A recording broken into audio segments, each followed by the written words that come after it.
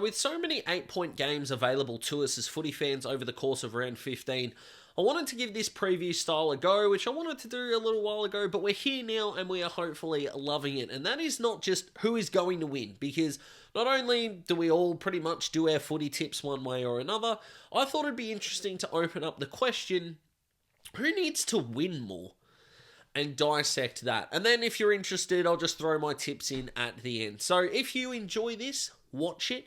Get your mates to watch it, and if it does enough views, I'll keep doing it. I only want to produce the content that you want to watch. So like the video if you like it. Help other people see it. Subscribe.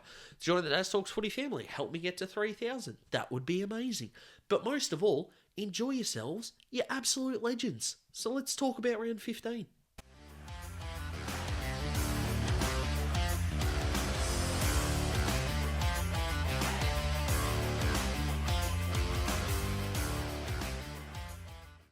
We kick things off with Carlton and Geelong, and I think Geelong need a win more than the Blues do. Whilst the Blues want to establish themselves as a top 3 team in the competition, even if you don't already think that, but I do, I think they're the second best team in it at this point in time behind Sydney, and the latter, of course, reflects that at the moment. The Cats, they just need to stay in the 8 at this point in time, and they want to go as far as they can. I understand that. The midfield battle for this one's going to be really, really interesting. I really like what Elijah Hollands has been able to do with Matt Kennedy not being there for centre bounces.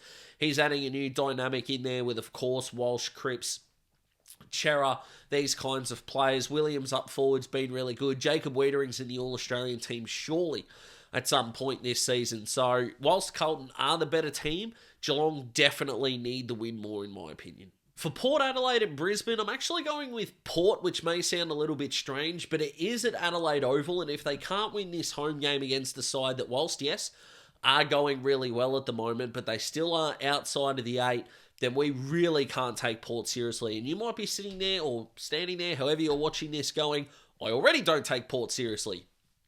Fair enough. Can't argue with that much in the slightest. But if you still have a shred of belief or credibility in the Port Adelaide camp, they simply must win this game. And for the Lions, whilst yes, they do need a win, potentially not as much so, I think Brisbane can bounce back next year and be one of those teams to make a launch into the 8. They'll get both Ashcrofts in, but Will, of course, is the bigger inclusion than Levi due to him already having that AFL experience, and they're building a nice platform here. Adelaide Oval, they've already played there, the Lions, had the draw against the Crows, so they definitely can win this game, and I'm probably going to tip them. But of a case of who needs more, it's definitely Port. It was a pretty uninspiring game against the Giants last week. Dan Houston was really good. That was about it, to be completely honest. And the continual rise of Jace Burgoyne's been really good to see. But in a battle of a team that could be 5th to 8th that we're not sure about versus a team that he could be 5th to 8th that isn't there yet, I think there's more pressure on the team to stay there than there is the team that's getting there. There's more pressure on the bowling team when you bat second. GWS Sydney. GWS need to win more than Sydney do. 10-1, they're flying up the top of the ladder. Nothing really more I need to say about the Swans. The best team in the comp often go underrated because they're just going so well. But the Giants, look, they had the win last week over Port, which was awesome. They did very, very well, but still not 100% convinced. Tom Green is out of form. It is so clear that Josh Kelly is their number 1 midfielder. Finn Callahan is coming on in leaps and bounds. Toby Green could do with yet another solid performance, but spare a thought for poor Sam Taylor. The words ruptured testicle should just never go together in any kind of positive sentence. Not that they ever will, but a speedy recovery for Sam is the hope. I don't know how the Giants get this done anyway, but they definitely need the win more. There is a case of how much they lose by could still be seen as a positive. They've got to run this close. Whatever the betting line is, if the Giants plus does get up, then maybe we could consider that a tick. Melbourne versus North. It is so clear that Melbourne need to win this game more than North do. North's last fortnight has been outstanding, scoring the 118 points.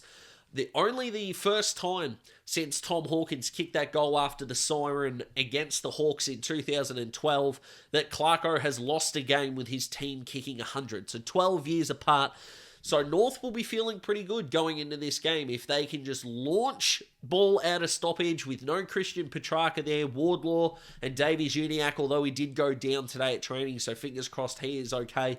But if the midfield can somehow find a way to break relatively even, get some pressure on in that forward half, I feel like this could be the Cam Zurhaar putting more money on his contract type of game. I give North a big chance in this one, but if Melbourne lose this, then North will get no credit because it'll all be about the downhill of this football club, and that is why Melbourne will absolutely need a win more than North. But I think the Gawn v Sherry lineup will be awesome, but Gawn will probably dominate. How Clayton Oliver will go without Christian Petrarca there if you held him in Supercoach, good luck to you if you did. I did not over that period of time, but guys like Christian Salem will want to put together good performances. Jack Viney as well, who's been a bit down this year, I feel, from the eye test only without looking at his stats pre-recording.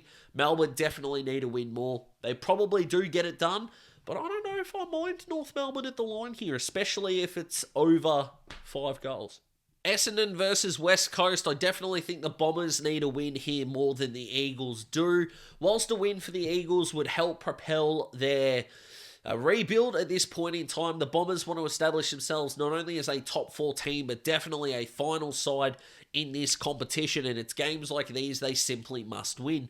Ruben Jinby may go to Zach Merritt, which means guys like Sammy Durham will need to get more involved around the contest, but I don't really think Essendon's midfield can be criticised that strongly or at all throughout the majority of this season. It's their forward line that continues to worry me a little bit, but this could be a game where Peter Wright gets off the chain and they're able to set up plenty of scores from their back line. I feel like Jordan Ridley and Mason Redmond could have big games in this one as well. Look, I'll probably be going for the Bombers, but I don't think you can mount any argument that the West Coast need to win this more than the Bombers do. How much, though? It doesn't really matter, but I would like to see the Bombers put them away by over 6 goals.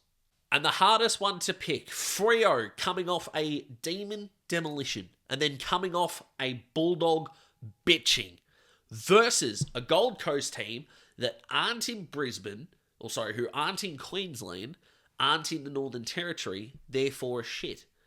Do you break the travelling hoodoo, or do we finally figure out who we are? Let's go the home team. I'm going with Freo in this case. Gold Coast will have more opportunities throughout the year to prove themselves as a more mature side. But if the Dockers lose this, the Melbourne game is going to look like a fluke. I really like Justin Longmuir coming out during the week and saying that his players were stat padding and not really working hard defensively. That's a rocket up their arse. And if they're able to rebound and get the win here, which I feel like they're going to do throughout this game, then we are going to be golden. I still think their defenders one-on-one outside of Alex Pearce can be exploited. Could we see a breakout game from Jed Walter, for example? Could he kick 4 or 5 and really announce himself to the AFL competition? Who knows? But the bigger fallout from losing this game, I think, will definitely land on Justin Longmuir and his men in purple. So I am going for the Dockers, for who needs a win more. Now, in terms of my tips, there they are on the screen, although I'm not doing as well with the tipping.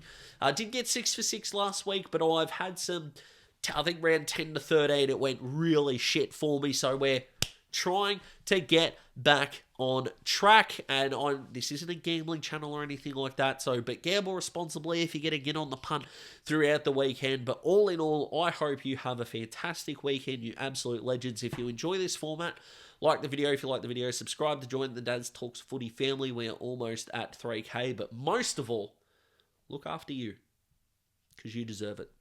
And I'll see you after the weekend. Goodbye.